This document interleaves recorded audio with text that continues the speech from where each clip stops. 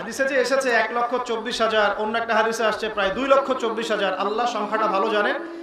যত নবী রাসূল পৃথিবীতে এসেছেন তার বেশিরভাগ এসেছেন এই গোত্র থেকে, মানে বনু ইসরাইল গোত্র থেকে, ইয়াকুব আলাইহিস সালামের বংশধর থেকে। এর মধ্যেই আছেন ইউসুফ আলাইহিস সালাম, ইউনুস আলাইহিস সালাম, দাউদ আলাইহিস সালাম, সুলাইমান আলাইহিস সালাম, নবী মুসা আলাইহিস সালাম, ঈসা ইবনে মারইয়াম।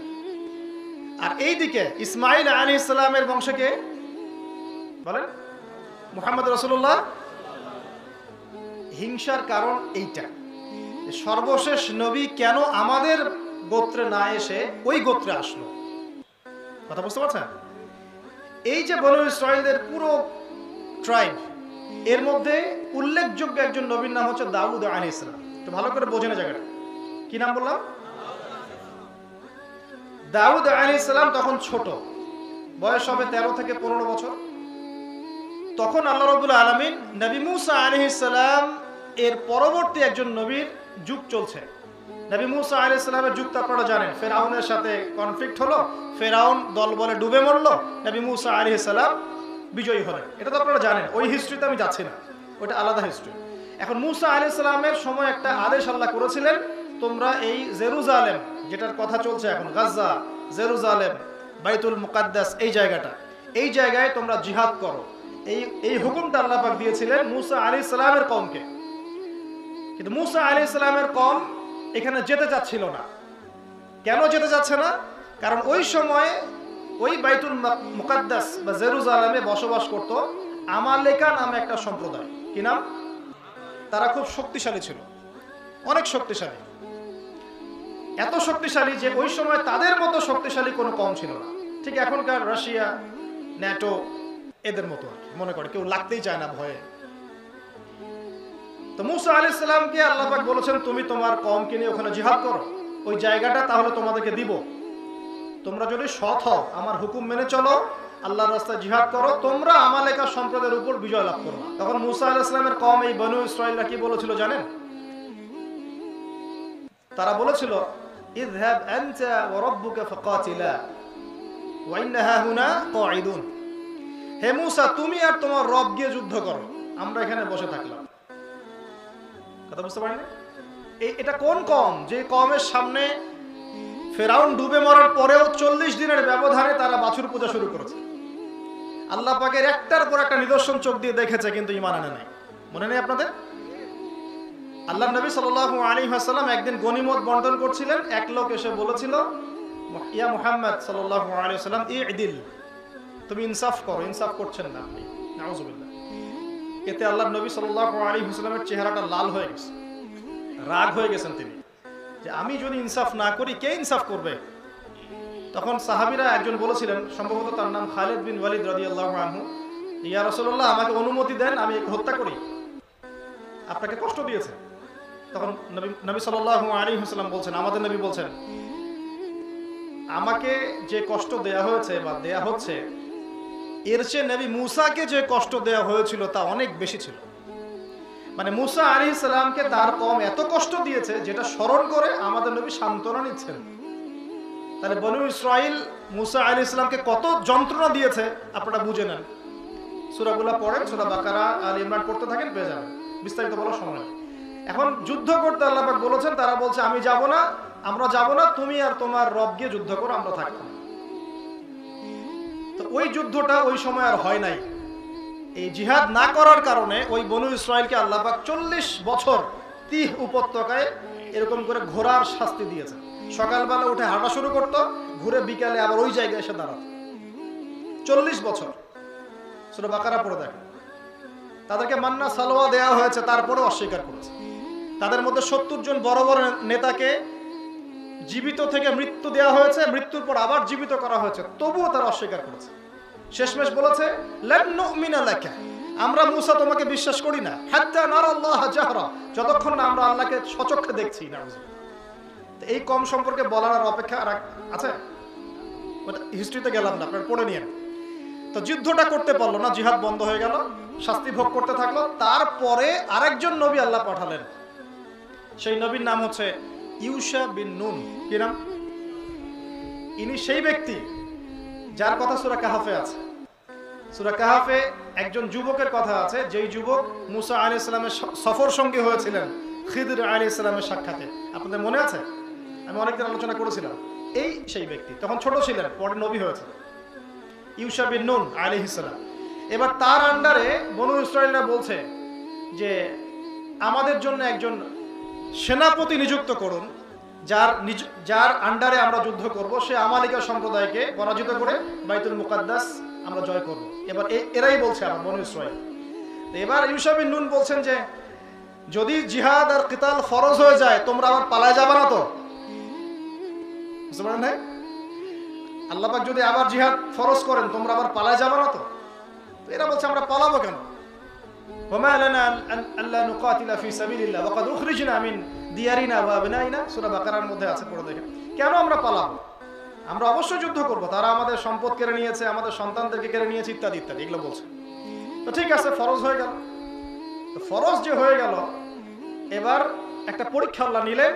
ঠিক আছে, তোমরা সবাই পথ চলা শুরু করো, তবে তোমাদের মধ্যে একজনকে আমি সেনাপতি বানাবো। তো সেনাপতি আল্লাহ পাক এমন একজন আল্লাহর বান্দাকে বানালেন যার নাম হচ্ছে তালুত। কি না? তালুতের ফিজিক্যাল স্ট্রাকচার খুব শক্তিশালী ছিল। আল্লাহ পাক বলেছেন যে ওয়াজাদাহু বাসতাতাম ফিল ইলমি ওয়াল জিসম। তালুতকে আল্লাহ পাক দুইটা গুণাবলী দিয়েছিলেন। একটা হচ্ছে ফিজিক্যালি অনেক স্ট্রং ছিল, আমাদের মতো না, আর আমাদের এই জেনারেশনের মতো না, হ্যাঁ, যাদেরকে এক রাউন্ড দৌড়াতে দিলেই শেষ। আর জ্ঞানেও সে অনেক পারদর্শী ছিল। দুটা কোয়ালিটি, একটা হচ্ছে ফিজিক্যালি স্ট্রং ছিল, জ্ঞানে অনেক পারদর্শী ছিল। তো তালুতকে যখন সেনাপতি মনোনীত করা হলো, এই লোকগুলো তখন ইউশা বিন নুনকে গিয়ে বলল, তালুত কিভাবে সেনাপতি হতে পারে? তার তো টাকা পয়সাই নাই, তার তো মর্যাদা নাই। এই যে আমাদের সমাজে সেনাপতি বা আমির হওয়ার মানদণ্ড কি? ক্ষমতার, টাকা পয়সা না? টাকা দেখে তো আপনি মসজিদের সভাপতি বানান। সুদ খাকার, ঘুষ খাকার, যাই খায় খাক, টাকা পাবো কিনা, মালদার। তো ওরাও একই কথা বলেছিল বনু ইসরাইল, ও তালুত কিভাবে সেনাপতি হতে পারে? তার তো বংশ উঁচু না, তার তো টাকা পয়সাও নাই, এবং তার তো মর্যাদাও নাই, স্ট্যাটাস নাই। তো আল্লাহ পাক তাকে মনোনীত করেছেন। আল্লাহ পাক বললেন আমি তাকে দুটো গুণ দিয়েছি, শারীরিক শক্তি এবং জ্ঞান। এবার তালুত তার বাহিনী নিয়ে চলতে লাগলো। এই যে বাইতুল মুকাদ্দাস এখন যেটা দেখছেন এদিকে, আজকে কিন্তু হিস্ট্রি বলা আমার উদ্দেশ্য না, আমি খুব শর্ট করে গুছিয়ে নিয়ে এসে এখনকার প্রেক্ষাপটটা ডিল করবো ইনশাআল্লাহ। আপনাকে জানাচ্ছি যে ওই জায়গা নিয়ে এত কেন কলিউশন শতাব্দীর পর শতাব্দী চলছে, কেন, কারণটা কি? এবার তালুত তার বাহিনী নিয়ে যেতে যেতে একটা নদী, সামনে নদী, তালুত বলছে আল্লাহ পাক এবার তোমাদেরকে পরীক্ষা করবেন। এই নদী পার হওয়ার সময় তোমরা পানি খেতে পারবে না, শুধুমাত্র এক চুমুক, হাতে এক অঞ্জলি পানি খেতে পারবে, এর বেশি না। ফামান শারিবা ফালাইসা মিন্নি, এখান থেকে যে ব্যক্তি পানি পান করবে সে আমার অন্তর্ভুক্ত হবে না, যে পানি পান করবে না সে আমার সাথে থাকবে। ইতিহাসে এসেছে, তাফসিরে এসেছে, মাত্র 313 জন পানি পান করে নাই। এই 313 শব্দটা কি আপনার আগে, সংখ্যাটা আগে জানেন? কোথায় এই 313? বদরে। আবারও সামনে 313 জন একজন নেতার হাতে বায়াত নিবে অচিরে ইনশাআল্লাহ। সেই 313 জন বায়াত নিবে এই হাজারে আসওয়াদ, মানে কাবা ঘরের হাজারে আসওয়াদ এবং মাকাম ইব্রাহিম এর মাঝখানে ইমামুল মাহদির হাতে ইনশাআল্লাহ। তখনও 313 জন। জানি না এই সংখ্যাটার সাথে আসলে আল্লাহ পাকের কি একটা সম্পর্ক তো একটা আছে। এই সংখ্যাটার সাথে নিশ্চয়ই কোনো না কোনো গভীর কোনো একটা ব্যাপার আছে, হয়তো আমরা জানি না। তো এখন 313 জন পানি পান করেনি, তারা যুদ্ধে চলে গেল। যুদ্ধে গিয়ে দেখছে বিশাল বাহিনী আমালেকা সম্প্রদায়। ঠিক এখন যেমন প্যালেস্টাইনের এই যে হামাসের কাছে মনে হচ্ছে আরে বাপ রে বাপ বিশাল ইসরায়েলের বাহিনী, আমরা তো গুটি কয়েক মানুষ। ঠিক ওই জিনিসটাই রিপিট হচ্ছে। ইতিহাস সব সময় ঘুরতে থাকে। ওই সময় বনু ইসরায়েল যে জায়গায় ছিল, আজকে এই ইসরায়েল সে জায়গায় গেছে। আর ওই সময় যে তালুতের বাহিনীর যে অবস্থা ছিল, আজকে হামাস ওই জায়গায় আছে।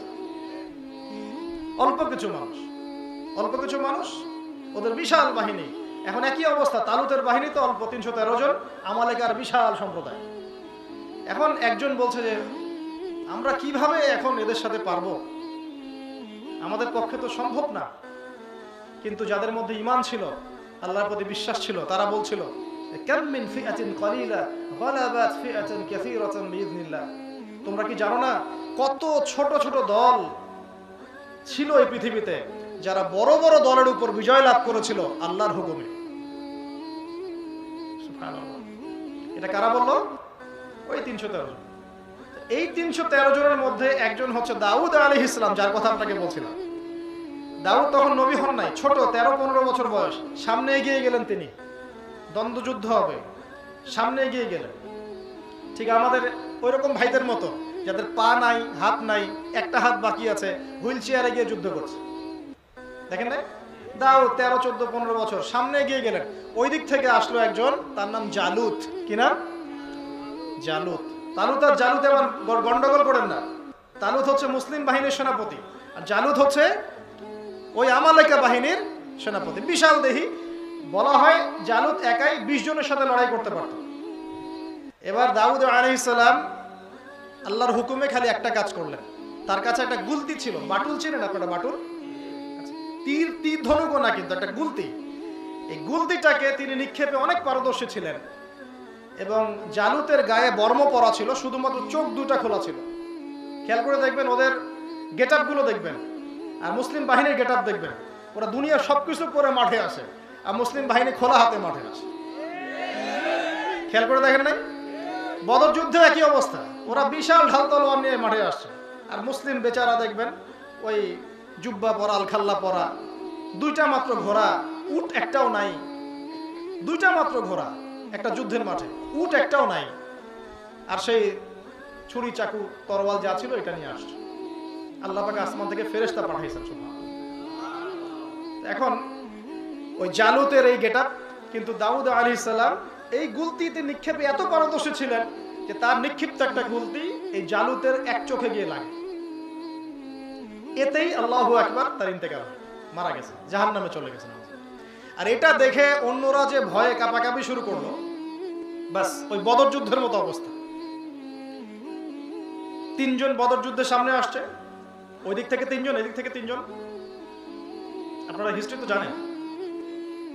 এই যে উতবা, রাবিয়া, আরেকজন শাইবা, এদিক থেকে আসছেন আলী ইবনে আবি তালেব, হামজা রাদিয়াল্লাহু আনহু, উবাইদুল্লাহ বিন হারিস। এই নামটা একটু চেক করে নেবেন, ভুল হতে পারে আমার। তো যাই হোক, 3 জন সামনে। যখন এই কাফের 3 জনকে মেরে ফেলা হয়, এই আবু জেহেলের পুরো বাহিনী ভয়ে থরথর করে কাঁপতে থাকে। এই যুদ্ধে একই অবস্থা হচ্ছে। এখন আমালেকা সম্প্রদায় ভয়ে থরথর করে কাঁপতে থাকলো। আল্লাহ পাকের হুকুমে এই 313 জন মিলেই বাইতুল মুকাদ্দাস বিজয় করলো, আলহামদুলিল্লাহ। এই যে বাইতুল মুকাদ্দাসে ঢুকলো এবার কারা? বানু ইসরাইল। আমি বারবার বলছি, এরা কিন্তু বানু ইসরাইল। আমি ইহুদি শব্দটা এখনো ইউজ করি নাই। ইহুদি আর বানু ইসরাইল এক নয়। আর এখন যারা এটা দখল করে আছে, এরা বানু ইসরাইল নয়, এরা হচ্ছে ইউরোপিয়ান জিউস। ইউরোপিয়ান জিউস, সাদা চামড়ার ইউরোপিয়ান জিউস। আর বানু ইসরাইলের নাম কখন ইহুদি হলো? যখন বানু ইসরাইল মুহাম্মদ সাল্লাল্লাহু আলাইহি ওয়াসাল্লাম এবং ঈসা আলাইহিস সালামকে অস্বীকার করলো, তখন তাদের নাম আর বানু ইসরাইল থাকে নাই, ইহুদি হয়ে গেছে। ইন্নাল্লাযীনা হাদু বলা হয়েছে, ইন জাআমতুম আন্নাকুম আউলিয়াউ লিল্লাহি মিন দুনিন নাস। হাদু, ইহুদ, এই শব্দটা প্রয়োগ করা হয়েছে কখন? যখন তারা ঈসা আলাইহিস সালামকে অস্বীকার করেছে এবং নবী মুহাম্মদ সাল্লাল্লাহু আলাইহি ওয়াসাল্লামকে অস্বীকার করেছে। তার আগ পর্যন্ত তাদের নাম ছিল কি? বানু ইসরাইল। এই যে বানু ইসরাইল প্রথম এই ঢুকলো বাইতুল মুকাদ্দাস। শুধু ঢুকলো তা নয়, আস্তে আস্তে আস্তে আস্তে আস্তে আস্তে তারা এত শক্তিশালী হলো যে ওই জেরুজালেম থেকে তারা বিশ্ব নিয়ন্ত্রণ করা শুরু করলো। ওরা কি তখন মুসলিম ছিল না? তারা কি ভালো ছিল না খারাপ ছিল? তারা আল্লাহর রাস্তায় জিহাদ করে এই জায়গা দখল করেছে, করে সেখানে তাদের রাষ্ট্র গঠন করেছে এবং বিশ্ব নেতৃত্ব দেওয়া শুরু করেছে। কারা? ওই দাউদ আলাইহিস সালামের নেতৃত্বে বানু ইসরাইল। এবার দাউদ আলাইহিস সালামের সময়টা চলে গেল। এটা কিন্তু আজকে থেকে প্রায় অনেক বছর আগের কথা, প্রায় 2-3 হাজার বছর আগের কথা। তারপরে তার সন্তান সুলাইমান আলাইহিস সালাম, নাম তো শুনেছেন? সুলাইমান আলাইহিস সালামের সময় এটা আরো এত বেশি ডেভেলপড হলো, উন্নত হলো যে ওই যুগে সুলাইমান আলাইহিস সালামের নেতৃত্বে জেরুজালেম থেকে বিশ্বটাকে যেভাবে নিয়ন্ত্রণ করা হয়েছে, আর কখনো এমন সভ্যতা গড়ে ওঠে নাই। এত শক্তি আল্লাহ পাক তাকে দিলেন, এমনকি বাতাসের উপর ক্ষমতা দিলেন, জিন জাতিকে অনুগত করে দিলেন। তাকে সিংহাসন দিলেন, মুহূর্তের মধ্যেই এক মাসের পথ পাড়ি দিয়ে ফেলে। জিনরা ডুবুরির কাজ করে, সমুদ্র থেকে মণিমুক্ত উঠায় নিয়ে আসে। খবর পাওয়া গেল দূরে একটা রাজ্য আছে সাবার রানীর নাম যে বিলকিস নাম শুনেছেন, ওরা সূর্যের উপাসনা করে। সুলাইমান আলাইহিস সালামের ক্ষমতা দেখেন, কেমন ক্ষমতা আল্লাহ দিয়েছেন। জিন সভা পরিষদের মধ্যে বলছেন যে বিলকিস, ওই সাবার রানীর সিংহাসনটা কে নিয়ে আসতে পারবে এখানে। একজন বলছে যে আপনি বসা থেকে ওঠা পর্যন্ত যে সময়, এর মধ্যেই সিংহাসন নিয়ে আসবো ইনশাআল্লাহ। ক্ষমতা কি বুঝতে পারছেন? এটা কি আমাদের ডেমোক্রেটিক কান্ট্রির কোনো গভর্নমেন্টের আছে? জাতিসংঘের আছে? ক্ষমতা কোন চূড়ান্ত একটা সভ্যতা ছিল চিন্তা করেন। আপনি বসা থেকে ওঠার আগেই ওই আপনার সামনে হাজির হবে সিংহাসন। তবুও তিনি বলছেন হবে না, এটা তো কিছুই হলো না, এটা চলবে না, তোমার এই খেদমতে চলবে না, আরো ফাস্ট সার্ভিস দরকার আমার, আরো হাইপারসনিক টেকনোলজি দরকার আমার। তখন একজন বলছে যার কাছে কিতাবের জ্ঞান ছিল, আপনি চোখের পলক ফেলে বন্ধ করে খুলতে যতক্ষণ লাগে এর মধ্যে নিয়ে আসবো ইনশাআল্লাহ। আমি কি বোঝাতে পারছি কোন লেভেলে ছিল ওই সভ্যতা? মুহূর্তের মধ্যে সাবার রানী বিলকিসের সিংহাসন সামনে। তো এমন ক্ষমতা আল্লাহ পাক তাকে দিয়েছিলেন যে পিঁপড়ার ভাষাও তিনি বুঝতে পারতেন। যাচ্ছেন অভিযানে, পিঁপড়ারা গল্প করতেছে, এই সবাই ঢোকো গর্তের মধ্যে, সুলাইমান আসলে তোমাদেরকে পিষে ফেলবে। তিনি শুনে মুচকি মুচকি হাসছেন। এই প্রযুক্তি কি এখনো পর্যন্ত আবিষ্কার করতে পেরেছে? আমরা যে সায়েন্সের কথা বলি, টেকনোলজির কথা বলি, ওয়ার্ল্ড এগিয়ে যাচ্ছে, হ্যাঁ, আমরা একদম চূড়ান্ত উন্নতির দিকে আছি, মঙ্গলে যান পাঠাচ্ছি, চাঁদে যান পাঠাচ্ছি, এই পর্যন্ত আপনি আসতে পেরেছেন? তিনি পাখিদের ভাষা বুঝতেন, পিঁপড়ার ভাষা বুঝতেন। দাউদ আলাইহিস সালাম যখন তেলাওয়াত করতেন, এই যে মাছগুলো পর্যন্ত কাছে এসে তেলাওয়াত শুনত।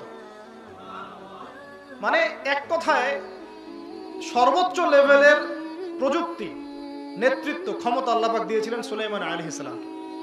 এমনকি একদিন আমাদের নবী সাল্লাল্লাহু আলাইহি সাল্লাম একটা জিনকে বন্দী করেছিলেন, নামাজে খুব ডিস্টার্ব করছিল। আর জিন কিন্তু নামাজে খুব ডিস্টার্ব করে, আর জিন কখনো কখনো মানুষের রূপেও কাজ করে। হ্যাঁ, যাই হোক, এখন আল্লাহ নবী তাকে বন্দী করে খুঁটির সাথে বেঁধে রাখতে ধরছিলেন। তো পরেই চিন্তা করলেন সুলাইমান আলাইহিস সালামের কথা। সাহাবীদেরকে সকালবেলা বলছেন, রাত্রে একটা জিন আমাকে ডিস্টার্ব করছিল, তা আমি ভাবলাম তাকে বেঁধে রাখি, তোমরা দেখতে পারতে, কিন্তু আমার ভাই সুলাইমানের কথা আমার মনে পড়লো, তারপর আমি তাকে ছেড়ে দিলাম। কারণ সুলাইমান আলাইহিস সালাম দোয়া করেছিলেন, আল্লাহ আমাকে রব্বি হাবিলি মুলকান, আমাকে এমন একটা রাজত্ব দান করেন, আমাকে এমন একটা রাজত্ব দান করেন, ক্ষমতা রাজত্ব দান করেন, রব্বি হাবিলি মুলকান লা ইয়ামবাগি লি আহাদ, যেটা আপনি এরপরে আর কাউকে দান করবেন না, এরপরে আপনি কাউকে দান করবেন না, এমন একটা রাজত্ব আমাকে দান করেন। তো আল্লাহ পাক তাকে সেটা দিয়েছেন। এখন সুলাইমান আলাইহিস সালাম এই বাইতুল মুকাদ্দাস বা জেরুজালেম, এই জায়গায় এই যে মসজিদ আল আকসা দেখছেন, এটাকে আবার নতুন করে পুনর্নির্মাণ করেছিলেন। এবং তিনি হাইকেলে সুলাইমানি নির্মাণ করেছিলেন, যে হাইকেলে সুলাইমানি আর মসজিদ আকসা এক নয়। যে ছবিটা আপনাদেরকে গুগলে দেখানো হয় হলুদ বর্ণের, এটা মসজিদুল আকসা নয়, এটা হচ্ছে হাইকেলে সুলাইমানির পরের ভার্সন। এটা মসজিদ আকসা নয়। ওই মসজিদুল আকসা যেখানে আছে সেখানে তারা তৃতীয় হাইকেলে সুলাইমানি বা থার্ড টেম্পল নির্মাণ করতে চায়। এই কারণে ওদের উদ্দেশ্য ওইটা দখল করা নয়, বরং ওটাকে ভেঙে ফেলা। এই জিউসদের উদ্দেশ্য এই মসজিদুল আকসাটাকে দখল করে রাখা নয়, এদের উদ্দেশ্যটা হচ্ছে এটাকে ভেঙে ওই জায়গাটাতে হাইকেলে সুলাইমানি নির্মাণ করা, তৃতীয় হাইকেলে সুলাইমানি নির্মাণ করা। এগুলো তথ্য সব জায়গায় পাবেন না, ভালো করে বোঝার চেষ্টা করুন। ওদের উদ্দেশ্য ওই জায়গাটাতে আকসাকে দখল করে রাখা নয়, ওটাকে ভেঙে সরিয়ে দিয়ে ওখানে একটা থার্ড টেম্পল নির্মাণ করা, যেটা সুলাইমান আলাইহিস সালামের সময় অসমাপ্ত কাজ ছিল, সেটা তারা করতে চায়। কথা কি বুঝতে পারছেন? তো সুলাইমান আলাইহিস সালামের সময় এভাবেই চলতে লাগলো। মাশাআল্লাহ। তখন কি তারা মুসলিম ছিল না? তখন কি তারা ভালো ছিল না খারাপ ছিল? ভালো ছিল। আল্লাহ পাক তাদেরকে একটা ওয়াদা করেছিলেন, তোমরা যদি সৎ থাকো, ভালো থাকো, ফাসাদ সৃষ্টি না করো, তোমরা এখানে থাকবে। আর যদি তোমরা এখানে ফাসাদ সৃষ্টি করো, অসৎ হও, আমার অবাধ্যচারণ করো, তোমাদেরকে এখান থেকে আমরা বের করে দেব। এই ছিল বনী ইসরাইলের সাথে আল্লাহ পাকের চুক্তি। তোমরা যদি ভালো হও, সৎ হও, আমাদের সাথে আল্লাহ পাক ওয়াদা করেছেন না, তোমরা যদি ভালো হও, তাওহীদে থাকো, সুন্নতে থাকো, তোমরা এই বিশ্বের ক্ষমতা পাবে। আল্লাহ পাক বলেছেন না আমাদেরকে, লা ইস্তাখলিফান্নাকুম ফিল আরদ কামা ইস্তাখলাফাল লাযিনা মিন ক্বাবলিকুম, আল্লাহ পাক বলেছেন না আমাদেরকে। আর আমরা যদি অসৎ হই, আমরা সুন্নতের খেলাফ কাজ করি, তাওহীদের বিপরীতে কাজ করি, আমরা অপদস্থ হব না? একই স্ট্র্যাটেজি সুন্নাহ আল্লাহ পাক ওদেরকেও বলেছেন। ওয়াইন উদতুম উদনা, আল্লাহ পাক সূরা ইসরার মধ্যে বলেছেন। আর আল্লাহ পাক এটাও বলেছেন, লা তুফসিদুন্না ফিল আরদি মাররাতাইন, তোমরা কিন্তু দুইবার ফাসাদ করবা এই পৃথিবীতে। এই তোমরা বলতে বনু ইসরাঈলরা কয়বার ফাসাদ করবে? 2 বার। এরপর এই ওয়াদা থাকলো, সুলাইমান আলাইহিস সালামের সময় চলতে লাগলো, আস্তে আস্তে আস্তে আস্তে ওদের অধঃপতনের যুগ শুরু হতে লাগলো। ওরা সুদ খাওয়া শুরু করলো, শূকরের মাংস খাওয়া শুরু করলো। সুদে সবচেয়ে পারদর্শী কারা বলেন তো? ইহুদিরা। সারা বিশ্বকে সুদ খাওয়া শিখিয়েছে এরা, পুরো বিশ্বের অর্থনৈতিক সিস্টেমটা নিয়ন্ত্রণ করে এরা, সারা বিশ্বটাকে সুদ খাওয়া শিখিয়েছে এরা। পুরো বিশ্বের ওয়ার্ল্ড ব্যাংক বলেন, IMF বলেন, যা যা আছে সব ওদের দখলে। এবং এরা সারা বিশ্বের প্রত্যেকটা সেন্ট্রাল ব্যাংকে সুদ খাওয়ায়, এবং প্রত্যেকটা দেশের সেন্ট্রাল ব্যাংক যখন সুদ খায়, অন্যান্য তার আন্ডারে যে ব্যাংকিং সিস্টেমগুলো আছে এরাও সুদ খেতে থাকে। এমনকি মদিনায় যখন এরা ছিল, ওই যে বনু কুরাইজা, বনু কাইনুকা, বনু নাজির, ওরা তখন আওস ও খাজরাজের মধ্যে সুদের লেনদেন করত। ওদের কাজ ছিল আওস ও খাজরাজের মধ্যে যুদ্ধ বাঁধিয়ে দেওয়া, মাঝখান থেকে অস্ত্র বিক্রি করা এবং সুদ খাওয়া। তো ওই সুদ যখন তারা শুরু করলো, অন্যের সম্পদ আত্মসাৎ করা শুরু করলো, একে অপরের উপর জুলুম করা শুরু করলো, মাজলুমের উপর অত্যাচার করা শুরু করলো, মানে ওরা যখন ওদের তাওরাত এর যে প্রতিশ্রুতি এ থেকে বিচ্যুত হয়ে গেল, আল্লাহ পাক আরেকজন জালেমকে তাদের উপর চাপিয়ে দিলেন। ওই জালেম শাসকের নাম হচ্ছে নেবুজাত নিজার। নাম মনে থাকবে? নেবুজাত নিজার। এই ব্যক্তি এসে পুরা বাইতুল মুকাদ্দাস একদম, এখন ওরা যা করছে তার চাইতেও ডেঞ্জারাস অবস্থা করলো। সেখানে একদম রক্তপাত থেকে শুরু করে নারী, শিশু, আবাল, বৃদ্ধ যা ছিল সব কেটে টুকরা করলো। এই আযাবটা আল্লাহর পক্ষ থেকে আসলো কাদের উপরে? এই বনু ইসরাঈলের উপরে। কেন আসলো? কারণ তারা প্রতিশ্রুতি ভঙ্গ করল। কথা কি বুঝতে পারছেন? এটা হয়ে গেল। এবং বাকি যে ছিল তাদের ছেলেরা বা পুরুষেরা, এদেরকে ধরে বন্দি করে দাসত্বের শৃঙ্খলে আবদ্ধ করে, এখন মুসলমানদের সাথে যা করা হয় ওই রকম ওদের সাথে হয়েছিল। ওদেরকে দাসত্বের শৃঙ্খলে আবদ্ধ করে চেইন দিয়ে, শিকল দিয়ে টেনে হিসড়ে ওই বাইতুল মুকাদ্দাস থেকে ইরাকে নিয়ে আসছিল। কোথায়? ইরাকের ব্যাবিলন শহরে। বাবেল নাম শুনেছেন? বাবেল। এখানে তারা বন্দিশালার মধ্যে থাকতে লাগলো।